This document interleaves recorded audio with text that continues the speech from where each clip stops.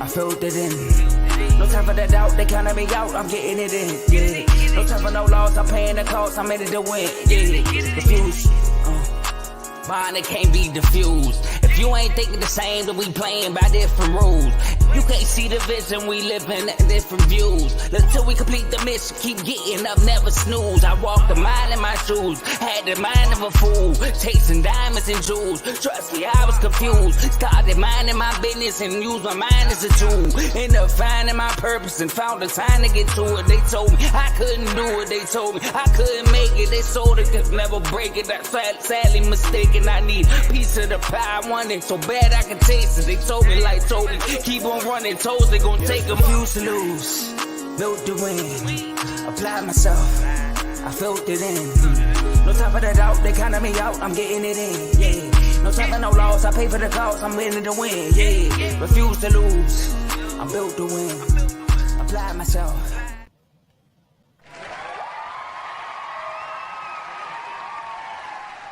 Hello, everybody. Welcome back to another episode of RBO. Here with your boy Vaughn once again. Thank you guys for joining me today. You know, we have some exciting topics to dive into.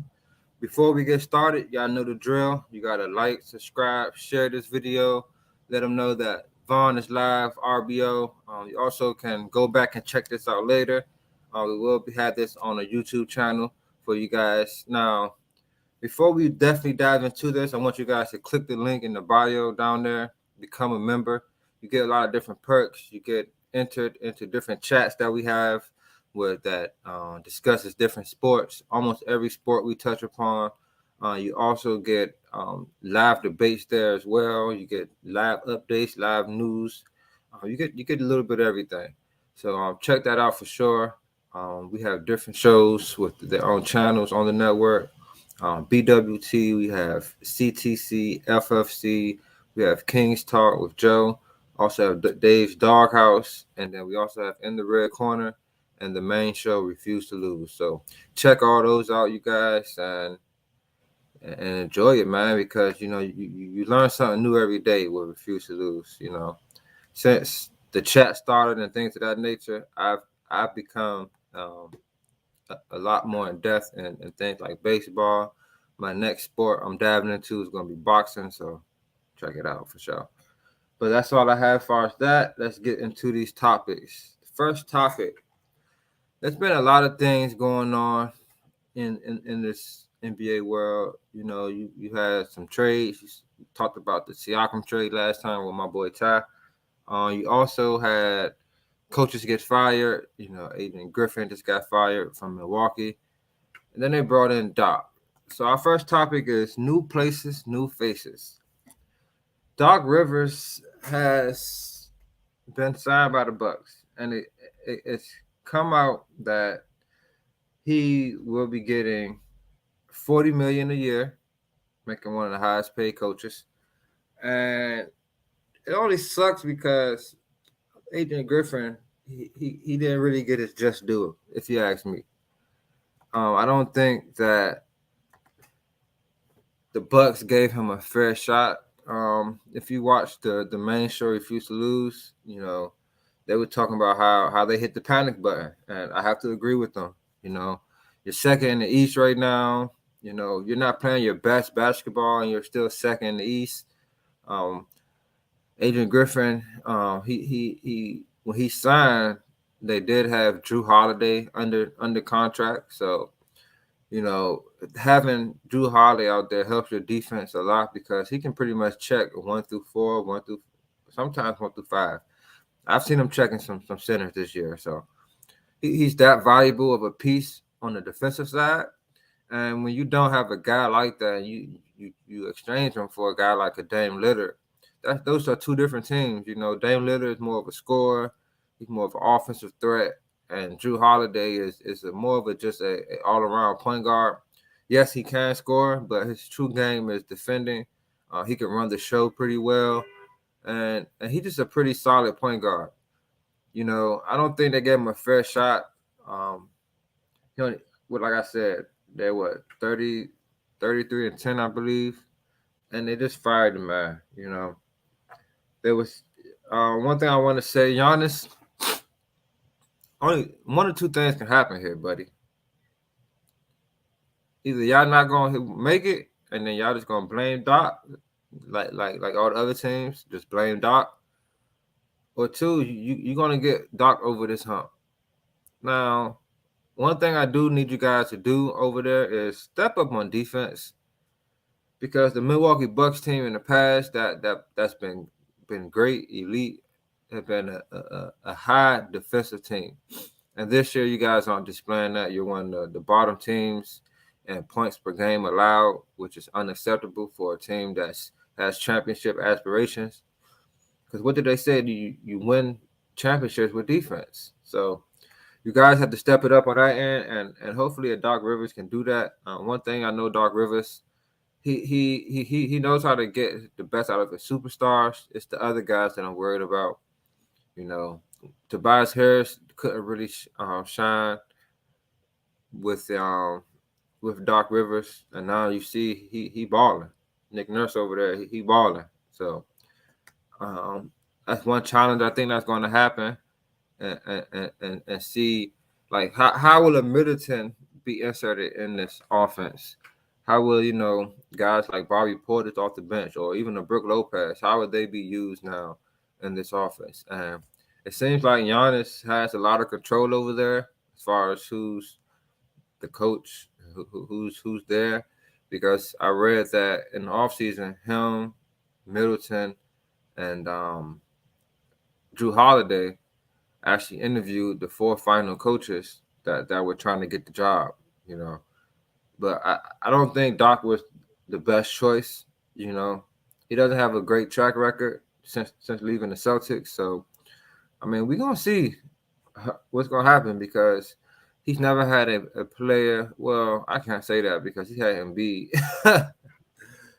So I don't really know. We're going to see. I mean, I think Giannis is more durable. He'll be there at the end more than the Embiid, but I don't know if I don't know if he's gonna be able to get him over this hump. Me personally, I would have tried to get another coach. Mark Jackson's out there. I mean, I even take Frank Vogel over this guy, to be honest. I don't get it, man. J-Mo, I can't wait to see how the defense changes, because I agree.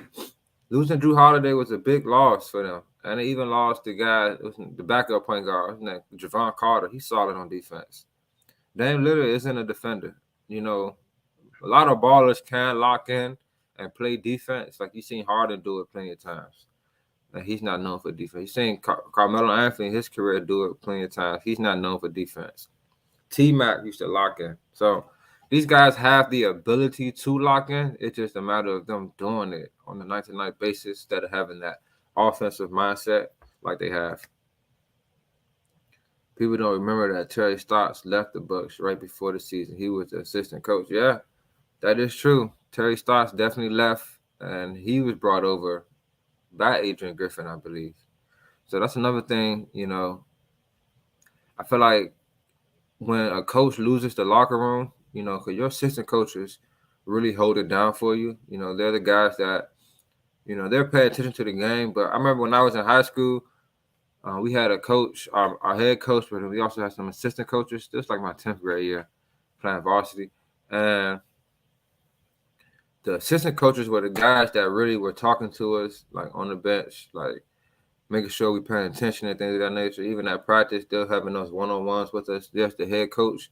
You are in tune with him as well. However, just like any other, like football, not as much football because there's a lot more players on the football team, but the assistant coaches are what helps keep the team grounded. And losing a guy like Terry Stotts, he's a former head coach, so I'm pretty sure he has a lot of say-so. A lot of guys respect him and things of that nature. And losing him could be a big blow to the locker room. And when you lose the locker room, guys lose faith in you. It's easy for you to get just made the scapegoat. I think that's what this is pretty much. They've been struggling on defense. Yeah, they second in the East, but they still don't look that formidable. And hey, sorry, but Adrian, you had to be the guy to go. they're not gonna trade Giannis or Dame or nothing like that. They're gonna try to find somebody else that's gonna make it work. So, Doc, you're up next, my boy. Let's see what you're gonna do. But we're gonna find out. Another transaction that I want to talk about, new face in a new place, and that is Terry Rozier has been sent to South Beach. South Beach needed this one, y'all.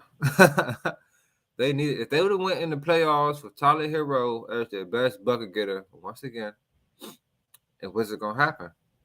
Now he's not. Terry Rozier isn't Kyrie Irving. He isn't Dame Lillard. Nothing like that. But he's pretty solid on the offensive end. The Heat currently are in the bottom when it comes to points per game. They only average about 110, which is the fourth worst. That's unacceptable. They're also 21st in offensive efficiency, which is bottom half of mid-tier, pretty much. And that's the main thing that Terry Rozier is going to bring to this team. He's going to bring buckets, and not just normal buckets. He can bring some. He's a difficult shot maker. Right now, well, let's talk about the trade. The Hornets sent Rozier down to Miami for Kyle Lowry and a 2027 first-round pick. So the Hornets were able to get a first-round pick and a veteran point guard out of this. I can see them buying him out, Even if they don't buy him out, I really don't know. No, even if they don't buy him out, he's on an expiring contract, so he can, be a veteran over there. They do have a lot of young players over there, so he can have some value there. When we look at Terry Rozier, though, he's actually is a shot maker for this team. He's a guy that actually, when the game gets down to the nitty-gritty in the playoffs, you need guys that can make something out of nothing. And he's one of those guys, if you ask me. Tyler Hero can do it. I personally think that him on the team now, he automatically vaulted himself up as the best bucket getter over there. Yeah, I think he gets buckets better than Tyler Hero and Jimmy Butler. I just think he's more of an offensive-minded player. Yes, he does play with heart. He has, that fearlessness, that Heat culture over there. Like, he has that dog mentality that I think he would just fit directly over there with that team. But the main thing that they need, in the playoffs when guys are, things get down to nitty-gritty, man, you need somebody that can get in them trenches and get a bucket. A guy that can hit some pull-up threes, And I believe he shoots about 7 of those a game. And he hits at a pretty high clip, Has a 57% true shooting percentage on a difficult shot diet, which, if you watch him play, you can see his game. Even with the Celtics, he had a pretty solid offensive game. He used to come off the bench and give him good minutes, especially when Kyrie was there. That year when Kyrie was there, actually the last year, was what actually catapulted him into getting a deal with the Hornets. They believe that he can be a number one point guard, a starter point guard that leads a franchise. And to be honest, I think he's more of a C option, B, 2B, C option. I don't think he's that much of a Robin, but him being with the Heat, I think he fits perfectly. Under the radar type of guy, not a superstar. So, things aren't going to get rattled. You put a big face, big name like how they did with Dame over there with the Bucks. That shakes up a lot of things. But a guy like Terry Rozier, he could actually still come off the bench for this team and provide them some good minutes.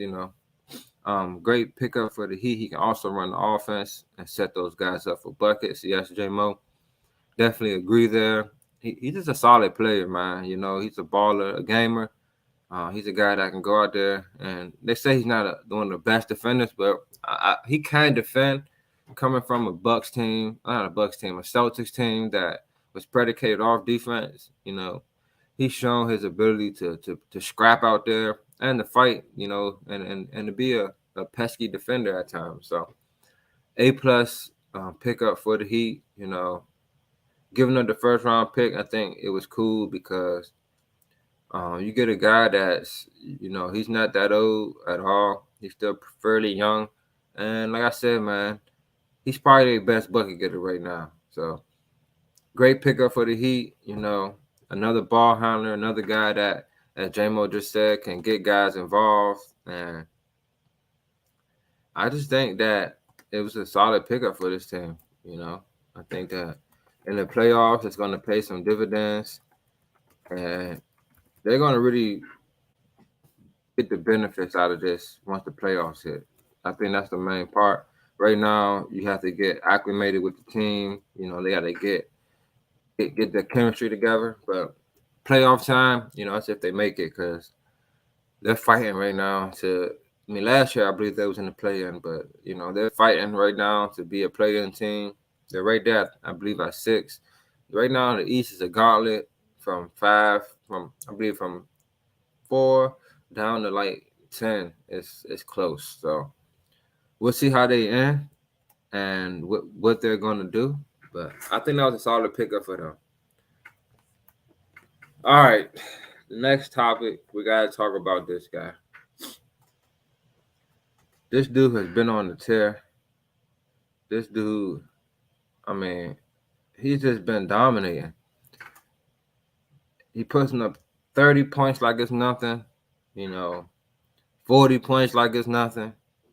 Then he recently just dropped 70. And we got to talk about Joel Embiid, man. With all this domination going on, I had to ask, is he more dominant than Shaq? Is he? Now, everybody knows Shaq, known for just being a relentless force, a guy that he'll put you in the basket. Like, if you're checking him, just be ready to ice up that night. You might have nightmares because he's just a physical beast that's just out there to dominate.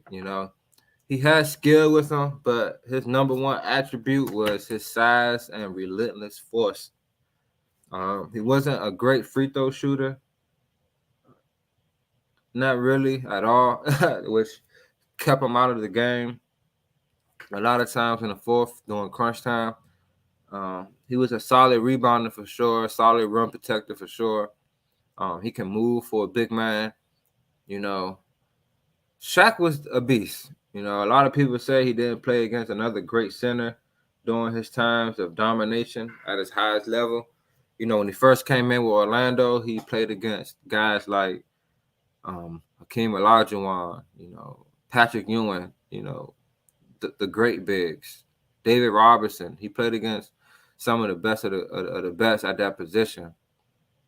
But is he more dominant than Embiid? Is Embiid more dominant than Shaq? Let's read off Shaq's best year. Shaq's best year was 1999-2000 season. Yeah, 29 points, 29.7 points, 3.8 assists. He averaged 3 blocks. That's crazy. He averaged 13.6 rebounds. His free throw percentage was 52%. He shot 57% from the field. He averaged about 10 free throws a game, hitting about 5 of them. That's domination. I'm not gonna lie, he was dominating. Embiid this year, this is Embiid's most dominant year by far, I'll say. If you look at the numbers, it says it. If you look at just how he plays, it also says it. He's averaging 36.1 points a game. He averaged 1.2 steals, 1.9 blocks, so about 2 blocks, about 6 assists, 11.6 rebounds, shooting 88.7% from the free throw line. And he also shooting 53.9% from the field I'm gonna add on his 3-pointers was 36.3, and he shoots about 12 free throws a game. It's a faster paced league now, more possessions, more times up and down the court. So, he's going to get a lot more opportunity to get to the free throw line. So, him shooting 2 more free throws is kind of about the same as Shaq shooting about 10. So, one thing I can say about Shaq is what he's going to do every night.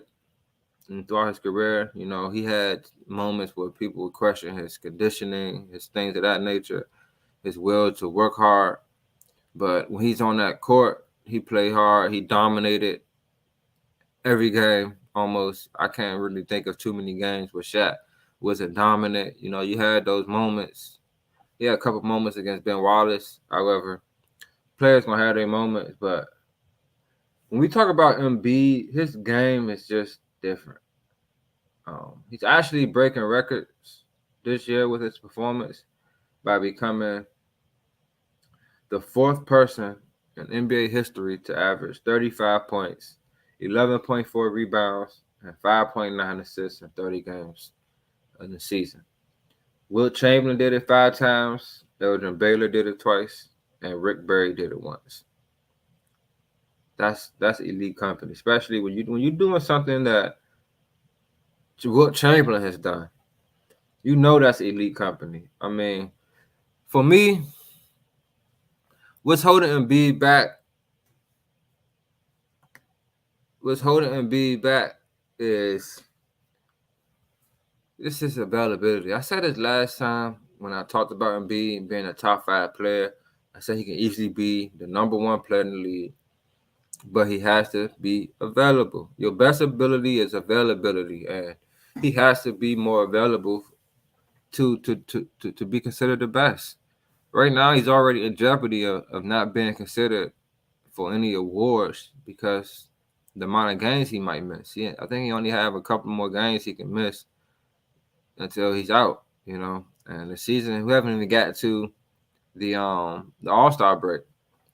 Shaq will probably be the most physical, dominant player in the league. No player ever. But Embiid just might be the most dominant. And it's only because he has that dog in him where he can be that relentless force. He's not going to be a Shaq. I mean, there's never going to be another Shaq. However, he's still dominating and relentless.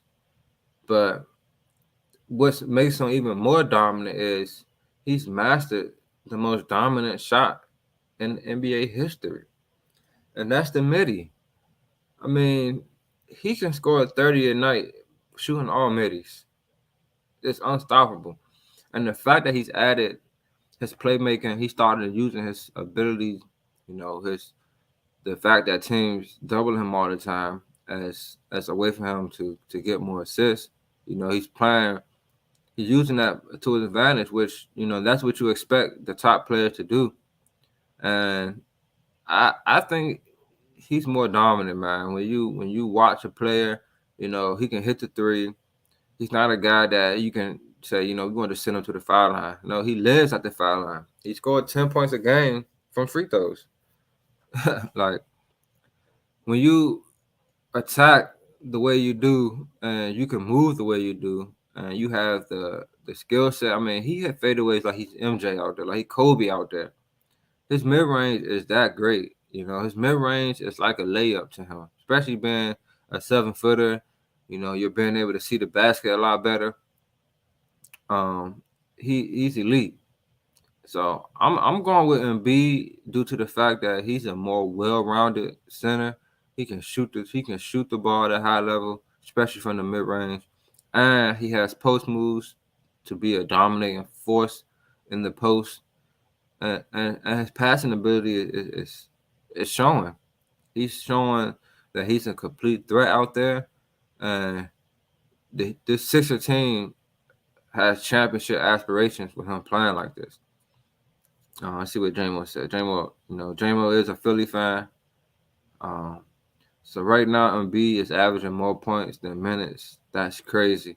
Yeah, that's Wilt. That's Wilt status right there. But Shaq did 3-peat. Shaq definitely three-peated. Shaq had a Kobe though. Will Maxie be Embiid's Kobe? We'll see. Will he be able to step up? Because a lot of recent games we've seen Embiid cook and Maxie just have a regular game. So, um, will there still be that dynamic duo in the league? Because right now, at first they were the hands down best duo in the league, but now you got guys like Jaylen Brown and Tatum resurrecting their duo status. So I think that Embiid is more dominant far as if you had each one on their own team, just due to the fact that he's a better shooter. People think it's crazy to have these conversations, but it's not. Yes, when he's healthy, he is dominant. That's the only thing about him, man. He has to stay healthy. If he stays healthy, then his dominance will show. And another thing, he has to dominate in the playoffs. Shaq dominated in the playoffs. Shaq dominated in the finals. He dominated in the season. He dominated, period. He showed that if you put a solid wing player with him, a guy that can get his, and get guys involved, mainly get his, he all right. He did it with Penny, took him to the finals. Didn't win, but went to the finals. He did it with Kobe, three-peated, like J-Mo just said. So, Embiid that's the last step for him. Dominate in the playoffs, dominate in the finals, and get you a ring, big dog, because you are elite. You definitely are. Now, let me know what you guys think in the comments. Embiid or Shaq? Who's more dominant to you guys? Who do you think, who would you take? I know a lot of people take Shaq because he's just a relentless force down there. You know that he gonna get guys in foul trouble, but Embiid is too. He just not as big as Shaq. He's not that much of a force as Shaq is, but he's still a dog. I got a couple quick takes I want to just quickly touch on. The first one is the situation with Luka Doncic and the fans. Now, I don't condone and players getting fans kicked out, but come on, guys. Luka's on the press conference and dude cussing him out the whole game. Come on, man. It's not that serious, y'all. You can talk your trash, you can joke, but you don't have to get offensive. Things of that nature. You pay your good money. Players hate to see fans get kicked out, but you had to say some crazy stuff to Luka to want him to get you kicked out because he's a trash talker. He played overseas. I'm pretty sure they talk crazy over there, and y'all just gotta do better, man. You gotta do better. We here to let the players play, and if guys want to get front row seats just to do that, you don't need front row seats, man. Like I said, you could talk your trash, but just don't get a little bit. Just don't get beside yourself. If you want to say that to a player, if y'all just walking down the street, then don't say it, on the sideline like that. These guys are trying to ball, trying to hoop. Like I play in summer leagues and in like neighborhood leagues, and I don't like. I hate when guys just doing that on the sidelines. Like, come on, man. I don't even know you for one, and two, what's the point? So that's that. With that, another thing I want to touch on: Karl Anthony Towns dropped 64. He's a disgrace because it wasn't just a natural thing. It didn't seem. They were saying that players were trying to keep track with Embiid to see how many points he scored, so help Cat get his buckets. And they lost. So a lot of times when guys drop 60, something like that, it's in the dub, or they're on a team that's not that good and they just the only baller, like how Devin Booker did with the Celtics. He dropped 70. They lost, but he's the only good player really. This is not the case. The Timberwolves, number 1, number 2 seed in the West, and you doing stuff like this. Get it? Come on, Cat. You ain't that type of cat.